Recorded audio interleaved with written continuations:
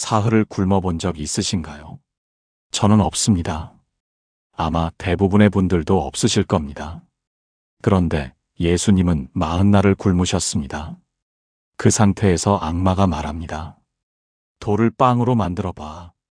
그 순간 예수님이 하신 말씀이 바로 이것입니다. 사람이 빵으로만 살 것이 아니요. 저는 이 장면을 오래 생각했습니다. 배고프지 않은 사람이 밥이 전부가 아니야 라고 말하는 건 쉽습니다. 그런데 40날을 굶은 사람이 그 말을 했다는 것. 그것은 전혀 다른 무게의 문장입니다. 우리는 이 말씀을 너무 자주, 너무 가볍게 들어왔습니다. 영의 양식도 중요합니다. 말씀으로 살아야 합니다. 교회에서 수십 번 들었을 겁니다. 고개를 끄덕이고 아멘하고 집에 돌아오면 저녁을 먹고 유튜브를 봅니다. 이 말씀이 그렇게 쉽게 소화될 수 있는 말씀이었다면 40날의 굶주림이 필요하지 않았을 겁니다. 저는 오늘 이 말씀이 탄생한 그 극한의 상황부터 다시 들어가 보고 싶습니다. 신학적으로 분석하려는 게 아닙니다. 그 상황 속에 서 있는 한 사람의 이야기로 읽어보고 싶은 겁니다. 왜 이 말씀이 배부른 사람의 교훈이 아니라 배고픈 사람의 선언이어야 했는지, 왜 하나님은 아들을 광야로 보내기 전에 먹이지 않으셨는지, 그리고 우리는 지금 어떤 굶주림 속에 있는지, 이 세 가지 질문을 붙잡고 오늘 말씀 속으로 들어가 보겠습니다. 마태복음 4장 1절부터 10절까지를 보면 이 장면은 세례 직후에 배치되어 있습니다. 요단강에서 성령이 비둘기처럼 내려오고 하나님이 이는 내 사랑하는 아들이라고 선포하신 바로 그 다음 장면이 광야입니다. 대부분의 신앙 콘텐츠는 이 흐름을 그냥 지나칩니다. 그런데 이 배치는 의도적입니다. 사랑받는다는 선언을 들은 직후 그 사람이 가장 먼저 간 곳이 풍요가 아니라 결핍의 자리였다는 것. 마태복음 4장 1절과 2절은 이렇게 기록합니다.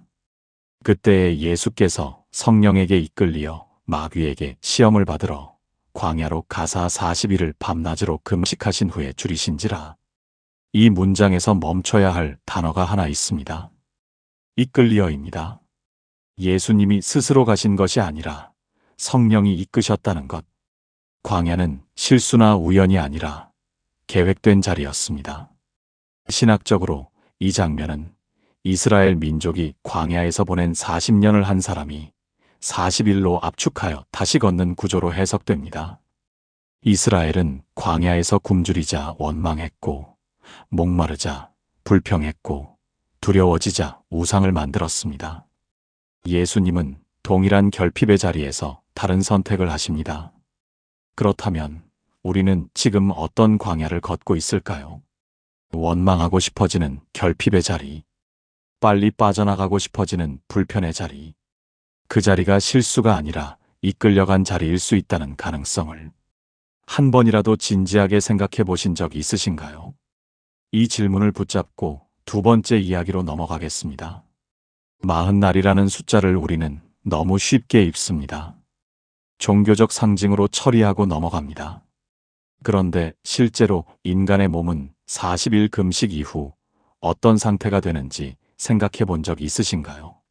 의학적으로 장기 금식은 3주차를 넘어서면 근육 손실이 심화되고 인지 기능이 저하되기 시작합니다. 집중력이 흐려지고 판단이 느려지고 감각이 예민해집니다. 40일째가 되면 몸은 생존을 위해 기본 기능 외의 모든 것을 꺼버리는 상태에 가까워집니다. 그 상태에서 악마가 접근합니다. 내가 하나님의 아들이여든 명하여 이 돌들로 빵이 되게 하라. 이 유혹의 구조를 보십시오. 내가 하나님의 아들이여든이라는 조건절이 먼저 옵니다. 정체성에 대한 의심을 먼저 심어놓고 그 증명수단으로 능력을 제시하는 구조입니다. 내가 진짜 그 사람이라면 지금 해봐. 이 구조는 지금도 작동합니다. 내가 진짜 믿음 있는 사람이라면 이 고통에서 벗어나야 하지 않겠어. 내가 진짜 하나님의 자녀라면 이렇게 힘들면 안 되는 거 아니야? 굶주림 속에서 정체성을 의심하게 만드는 것. 결핍을 증거로 삼아 소속감을 흔드는 것.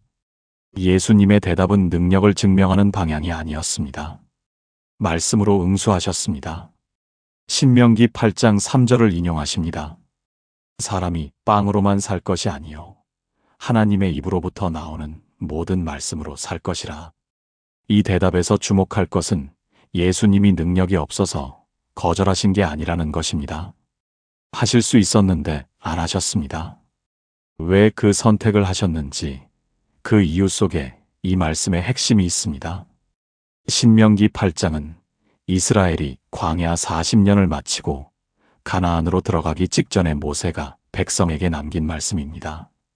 예수님이 인용하신 구절의 원문 맥락을 보면 모세는 이렇게 말합니다. 내 하나님 여호와께서 이 40년 동안에 내게 광야 길을 걷게 하신 것을 기억하라. 이는 너를 낮추시며 너를 시험하사 내 마음이 어떠한지 그 명령을 지키는지 지키지 않는지 알려 하심이라. 낮추신다는 표현에 주목하십시오. 히브리어 원어 하나는 단순히 길을 죽인다는 의미가 아닙니다. 내면의 교만과 자기 의존을 부드럽게 하는 과정, 즉 가르치기 위한 준비 작업에 가깝습니다. 그렇다면 만나 사건이 여기서 중요해집니다. 이스라엘이 광야에서 굶주렸을 때 하나님은 하늘에서 만나를 내려주셨습니다. 그런데 그 만나에는 하나의 특이한 규칙이 있었습니다. 하루치만 거두어야 했고 이틀치를 거두면 썩어버렸습니다. 이것은 단순한 공급이 아니었습니다. 내일도 내가 줄 것이다라는 신뢰를 매일 새롭게 선택하게 하는 구조였습니다. 비축할 수 없는 양식, 저장해서 안심할 수 없는 공급, 매일 아침 다시 기대해야 하는 삶의 방식. 이것이 바로 빵으로만 살 것이 아니오가 가리키는 삶의 방식입니다. 내가 충분히 쌓아두었을 때 비로소 안심하는 삶이 아니라 어제의 공급이 오늘도 이어질 것이라는 신뢰 속에서 오늘을 사는 삶. 그런데 솔직하게 여쭤보고 싶습니다. 우리는 지금 얼마나 많이 비축하며 살고 있을까요? 통장 잔고뿐 아니라 관계의 안전망, 사회적 지위, 건강관리 계획. 그것들이 나쁜 것이 아닙니다. 다만 그것들이 하나님을 향한 신뢰의 자리를 대신 차지하고 있지는 않은지. 이 말씀을 가장 자주 오해하는 방식이 있습니다. 빵, 즉 물질을 폄하하고 말씀을 찬양하는 이분법으로 읽는 것입니다. 밥은 중요하지 않고 말씀이 중요하다. 그런데 예수님은 그런 말씀을 하신 적이 없습니다. 공생의 전체를 보면 예수님은 배고픈 5천 명을 그냥 돌려보내지 않으셨습니다. 오병이어로 먹이셨습니다. 부활 이후 디베랴 호숫가에서 제자들을 만나셨을 때도 숯불에 생선을 구워 아침을 차려주셨습니다. 그러니 이 말씀은 빵보다 말씀이 더 중요하다는 비교 문장이 아닙니다. 빵만으로는 충분하지 않다는 확장 문장입니다. 그 차이가 왜 중요하냐면 비교 문장으로 읽으면 물질적 필요를 외면하거나 무시하는 신앙이 경건한 것처럼 보입니다. 확장 문장으로 읽으면 물질적 필요를 인정하면서도 그것이 전부가 아님을 아는 사람이 됩니다. 한 분의 이야기를 소개하고 싶습니다. 50대 초반의 직장인 집사님이셨는데 수년 전 회사 구조 조정으로 갑작스럽게 실직을 하셨습니다. 그분의 첫 반응은 자녀들 학비와 대출 이자를 생각하며 밤새 계산기를 두드리는 것이었습니다. 기도는 했습니다. 그런데 기도하면서도 머릿속은 계속 숫자를 계산하고 있었다고 하셨습니다. 몇 달이 지나도 취업이 되지 않는 상황에서 어느 새벽 이 구절을 읽게 되셨다고 했습니다. 그분이 말씀하셨습니다. 그때 처음으로 내가 빵을 해결하려는 사람인지 아니면 빵을 주시는 분을 신뢰하는 사람인지를 물어보게 됐어요. 그 이후 취업이 즉시 됐냐고요? 아닙니다. 거의 1년이 더 걸렸습니다. 그런데 그분은 그 1년을 이전과 다르게 살았다고 하셨습니다. 계산이 줄고 기대가 생겼다고. 배고픔이 사라진 게 아니라 배고픔을 보는 방식이 달라진 것. 그게 이 말씀이 실제로 작동하는 방식일 수 있습니다. 지금 여러분은 어떤 것을 해결하려는 사람으로 하루를 시작하고 있으신가요?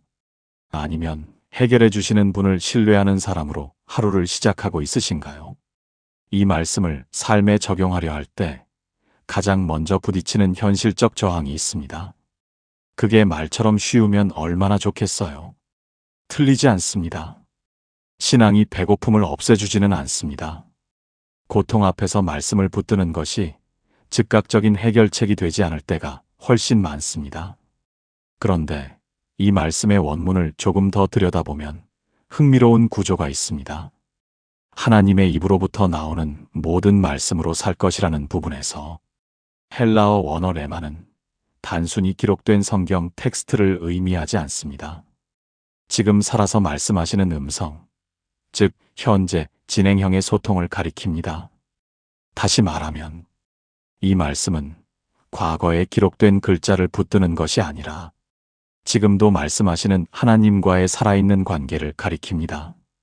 빵이 상징하는 것은 내가 계산할 수 있고 확인할 수 있고 손에 잡히는 것들입니다.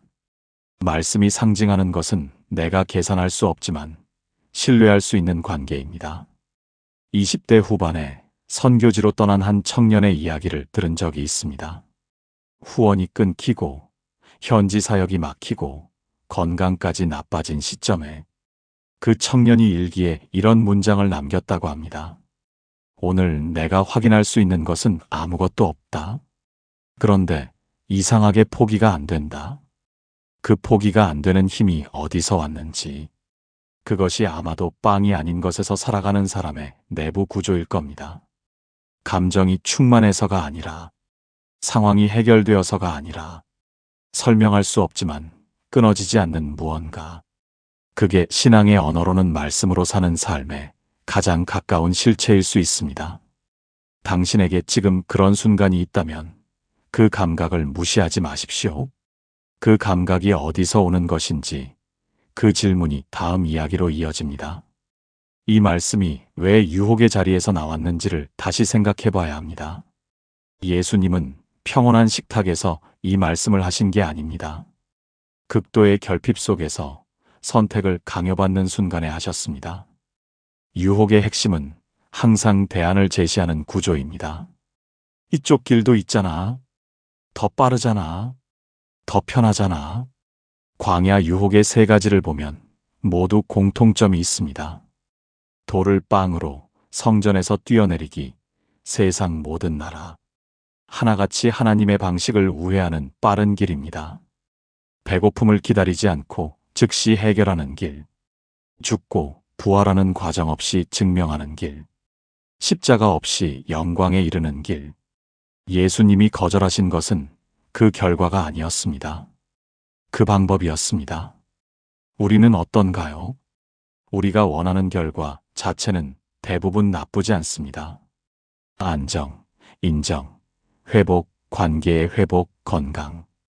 그런데 우리가 선택하는 방법이 때로 돌을 빵으로 만드는 방식일 때가 있습니다. 기다리기 싫어서 지름길을 택하는 것. 과정이 불편해서 결과만 빨리 얻으려 하는 것.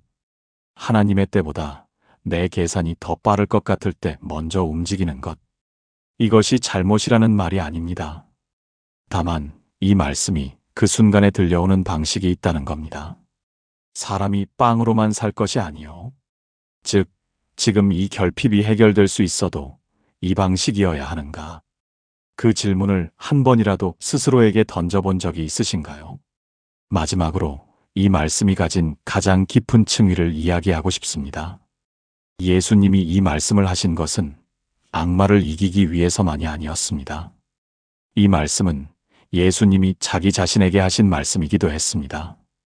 성자 하나님이 인간의 몸으로 오신다는 것은 인간의 배고픔을 그대로 경험하신다는 것을 의미합니다. 그 굶주림이 진짜였기 때문에 그 선택도 진짜였습니다. 신학자들은 이 장면을 두 번째 아담의 시험으로 설명합니다. 첫 번째 아담은 동산에서 먹지 말아야 할 것을 먹었습니다. 두 번째 아담은 광야에서 먹을 수 있었는데 먹지 않았습니다. 그 선택의 의미는 단순히 금욕의 승리가 아닙니다. 인간은 빵만으로는 살 수 없는 존재다라는 것을 몸으로 증명하신 것입니다. 머리로 선언한 것이 아니라 실제 결핍 속에서 살아내신 것입니다. 이것이 이 말씀이 우리에게 다가오는 방식을 바꿉니다. 이 말씀은 풍족한 사람이 위에서 내려다보며 하는 조언이 아닙니다. 동일한 결핍을 겪은 사람이 그 자리에서 함께 서서 하는 말입니다. 한 어머니의 이야기를 들었습니다. 아이가 중병 진단을 받고 병원에 입원해 있을 때 그 어머니는 기도가 안 된다고 하셨습니다. 말씀을 읽어도 눈에 들어오지 않았고 찬양도 울리지 않았다고 하셨습니다. 그런데 어느 날 밤 병실 창밖을 보다가 문득 이 구절이 떠올랐다고 합니다. 사람이 빵으로만 살 것이 아니요. 그 순간 처음으로 울었다고 하셨습니다. 내 아이가 이것만으로는 살 수 없는 존재라는 사실, 그리고 그걸 아시는 분이 계신다는 사실. 설명이 된 게 아닙니다. 해결이 된 것도 아닙니다. 그런데 혼자가 아니라는 감각. 그것이 그 밤 그 어머니를 버티게 한 것이었습니다. 이 말씀이 우리에게 필요한 것은 빵보다 말씀이 더 중요하다는 논리 때문이 아닐 수 있습니다. 내가 빵으로만 살 수 없는 존재임을 알고 계신 분이 있다는 사실, 그 인식 자체가 이미 하나의 양식이 되기 때문일 겁니다. 지금 당신은 어떤 결핍 속에 있으신가요? 그 자리에서 이 말씀이 논리로 들리시나요? 아니면 다른 방식으로 들리시나요? 오늘 우리는 마태복음 4장 4절 말씀을 7가지 방향에서 살펴봤습니다.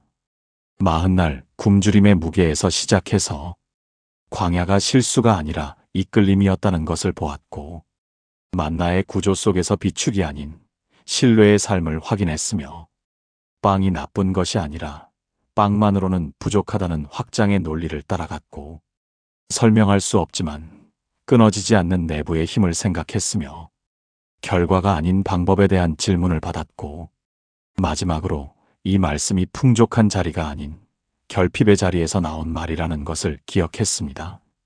이번 주 기도할 때 이런 방향을 생각해 보시면 좋겠습니다. 첫째, 지금 내가 해결하려 하는 것이 무엇인지를 먼저 솔직하게 꺼내놓으며 묵상해 보십시오.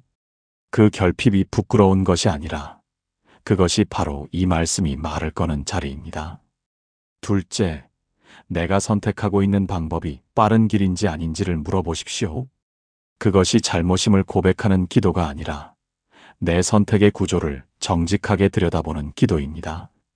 셋째, 오늘 하루 내가 받은 것 중 내가 계산하거나 비축하려 하지 않고 그냥 받은 것이 있었는지를 떠올려 보십시오.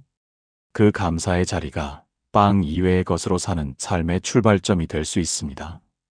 각자의 언어로, 각자의 결핍의 자리에서 기도해 보시길 권합니다. 오늘 우리가 함께 들여다본 것은 단순한 성경 지식이 아닙니다.